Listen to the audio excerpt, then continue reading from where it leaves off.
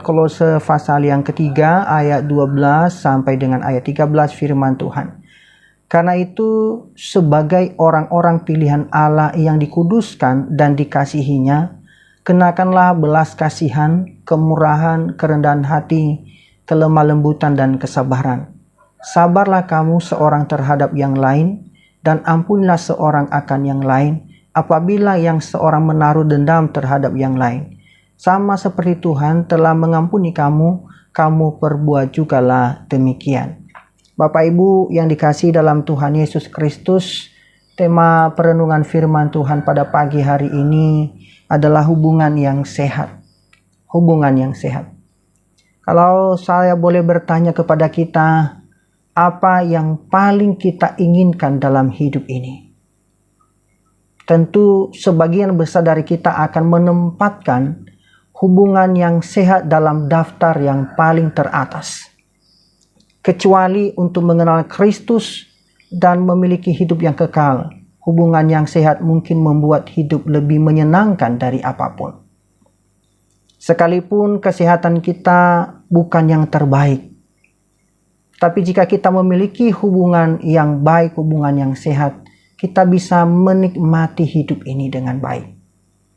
Kita dapat mungkin menghasilkan banyak uang, tetapi jika hubungan kita rusak atau dangkal, hidup kita akan hampa. Alkitab atau firman Tuhan menempatkan hubungan yang sehat itu sebagai hal yang sangat penting dalam hidup. Ketika seorang ahli agama Yahudi bertanya kepada Yesus dalam Matius pasal 22 ayat 36, "Guru, perintah utama manakah dalam hukum Taurat?" Yesus menjawab, "Kasihilah Tuhan Allahmu dengan segenap hatimu, dan dengan segenap jiwamu, dan dengan segenap akal budimu. Itulah hukum yang terutama dan yang pertama." Saudara, hubungan kasih dengan Tuhan adalah yang terpenting. Tetapi hubungan kasih dengan orang lain adalah yang kedua.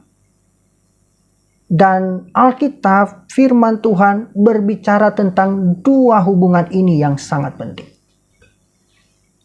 Karena Alkitab sangat menekankan hubungan yang sehat, maka sangat menyedihkan kalau begitu banyak orang percaya memiliki hubungan yang terluka atau rusak.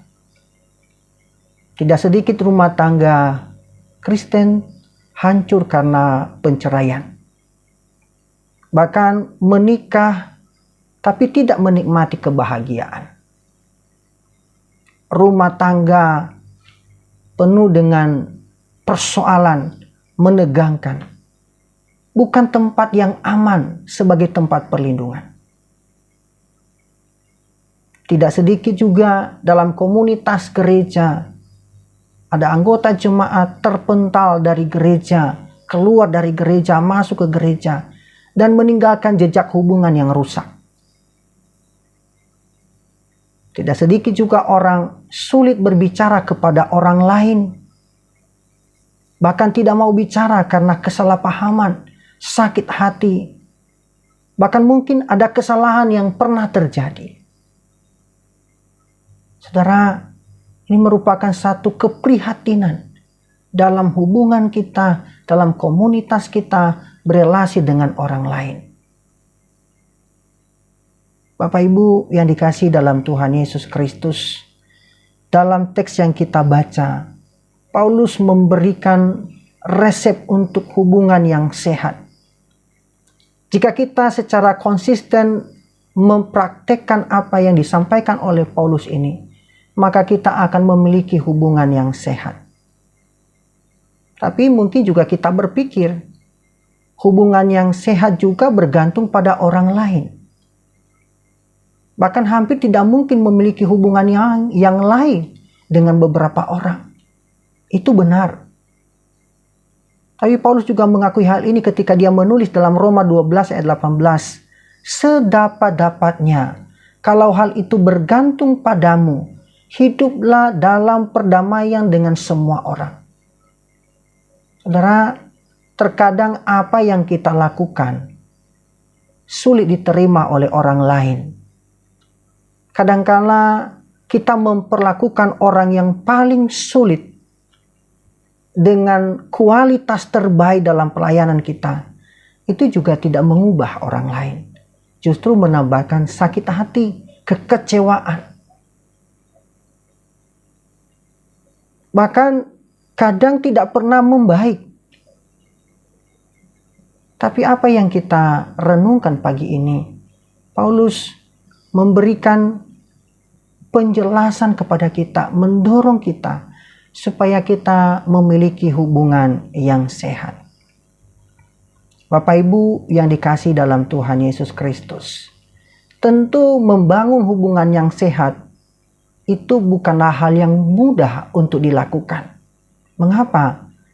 Karena dalam melakukan dan mengembangkan cara hidup seperti ini, kita harus membunuh semua, mematikan semua apa yang bertentangan, yaitu kenajisan, nafsu, keinginan jahat, dan keserakahan.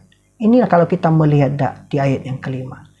Kita harus mengesampingkan semua kemarahan, murka, kedengkian kita, fitnahan, cacian, dan dusta.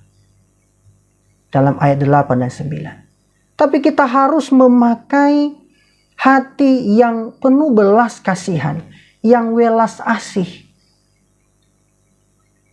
Menggunakan kebaikan, kerendahan hati, kelemah lembutan dan kesabaran. Saling menanggung dan mengampuni. Tentu yang menjadi pertanyaan, apa alasan kita melakukan ini? Yang paling utama yang kita lihat di sini, karena Allah telah memilih kita dan mengasihi kita. Ini tidak luput dari identitas kita sebagai orang percaya, orang-orang pilihan. Saudara, sebagian orang cenderung berfokus pada apa, bukan pada mengapa. Bahkan dalam semua kasus sikap ini kurang bijaksana. Ketika mengetahui sebuah alasan dalam tindakan, seringkali ada peranan yang sangat penting untuk kita lakukan. Kita akan berhasrat untuk melakukan tindakan-tindakan tertentu. Apa? Tapi jika kita memahami alasannya, mengapa? Itulah yang diajarkan oleh Paulus sebagian ini. Sebelum dia melanjutkan memberikan nasihat-nasihat praktis kepada jemaat yang ada di Kolose, Paulus memberitahukan siapa mereka di dalam Kristus. Mengetahui apa yang dilakukan Allah bagi kita, itu mendahului apa yang kita lakukan bagi Dia. Allah tidak membutuhkan apa-apa dari kita. Sebaliknya, kita membutuhkan segalanya dari Tuhan. Kalau prinsip ini kita abaikan, maka kita akan mudah terjebak pada kesombongan dan kekecewaan. Kesombongan karena kita beranggapan bahwa semua apa yang kita lakukan merupakan hasil usaha kita. Kita lupa bahwa Allah yang telah memulai dan menyertai kita. Kecewa karena orang lain seringkali kurang menghargai perbuatan baik kita. Ada juga yang menganggap biasa, bahkan ada yang menyalahpahami. Dengan memahami apa yang kita lakukan kepada orang lain sesungguhnya hanyalah cerminan dari apa yang Allah sudah lakukan bagi kita.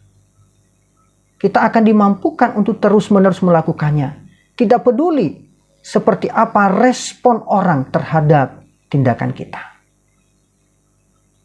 Maka pada bagian ini Paulus mengingatkan jemaat Kolose dan juga saudara dan saya, Bapak Ibu yang dikasihi dalam Tuhan Yesus pada pagi ini, bahwa kita adalah orang-orang pilihan yang dikuduskan dan dikasihi oleh Allah. Bagi jemaat Kolose yang sudah memahami kitab suci dengan baik, sudah hidup dan percaya kepada Tuhan, mereka pasti memahami maksud frasa ini. Dan saya juga yakin bahwa Bapak Ibu Saudara yang hadir pada pagi hari ini mengerti, memahami apa yang dimaksud dengan orang-orang pilihan yang dikuduskan dan dikasihi Allah. Mengapa? Paulus sedang menunjukkan bahwa siapa saja yang berada di dalam Kristus itu sesungguhnya adalah milik Kristus. Di sini ada ide pemilihan, pilihan, kudus, kasih. Dan ini berbicara tentang bagaimana status kita, identitas kita di hadapan Tuhan. Bapak Ibu yang dikasihi dalam Tuhan Yesus Kristus, tentu identitas kita sebagai orang-orang pilihan ini merupakan identitas yang baru. Tentu akan membawa perilaku yang baru. Bagaimana kita membangun relasi dengan orang lain pasti berubah. Perbedaan status sosial tidak lagi menjadi penghalang atau menjadi halangan untuk saling memperhatikan. Status sosial kita tidak mungkin tidak berubah. Namun, cara pandang kita terhadap status itu pasti berubah. Bapak Ibu yang dikasihi dalam Tuhan Yesus Kristus. Mengapa Paulus menyebutkan bahwa kita dipilih oleh Tuhan dalam konteks berbicara tentang hubungan yang sehat? Setidaknya ada dua alasan. Pertama, bahwa tidak mudah untuk mematikan keegoisan dan mengendalikan kemarahan kita dalam mempraktikkan cara hidup seperti Kristus terhadap orang lain, terutama kepada orang-orang yang mungkin sulit menurut kita. Mengapa? Yang lebih mudah ketika kita mengingat bagaimana Tuhan mengasihi dan memilih kita ketika kita tidak layak untuk dikasihi. Harusnya ini menjadi prinsip utama dalam hidup kita. Kita harus sadar bahwa Allah yang telah mengasihi kita dan memilih kita bukan karena ada standar tertentu. Ini juga menjadi cara pandang kita melihat hubungan kita dengan orang lain. Hal yang kedua, melihat diri sendiri sebagai objek dari kasih Allah yang berkuasa, berotoritas. Membebaskan untuk mengasihi, bahkan untuk mengasihi yang mungkin sulit untuk dikasihi. Kalau kita bergantung pada respon untuk orang lain, pada respon orang lain untuk rasa aman, maka tidak akan mengambil resiko untuk mengasihi seorang yang mungkin menolak. Tetapi jika rasa aman dalam kasih Tuhan, maka kita akan mampu mengasihi orang yang mungkin tidak respon sama sekali. Jika seseorang mungkin menghina, maka mungkin akan merasa sakit hati. Tapi poinnya tidak perlu untuk membalas. Bapak Ibu yang dikasihi dalam Tuhan Yesus Kristus, ada rasa aman, dan rasa aman yang kita bisa terapkan adalah yang kita peroleh dari Tuhan. Bukan rasa aman karena orang lain menerima, welcome. Karena semua itu bisa jadi ada something di dalamnya. Inilah yang dikatakan oleh Paulus. Perlakuan Allah terhadap kita itu adalah dasar perlakuan kita terhadap orang lain. Allah telah memilih kita dalam kasih untuk dipisahkan bagi dirinya ketika kita tidak layak menerima kasihnya. Aman dalam kasihnya yang penuh anugerah dan tak terselami. Maka kita juga bisa memperlakukan orang lain sama dengan apa yang sudah dilakukan oleh Allah kepada kita. Maka pertumbuhan iman kita ini akan berdampak pada relasi kita dengan orang lain. Bapak Ibu yang dikasihi dalam Tuhan Yesus Kristus, perubahan yang terjadi sebagai akibat dari Allah telah menebus kita,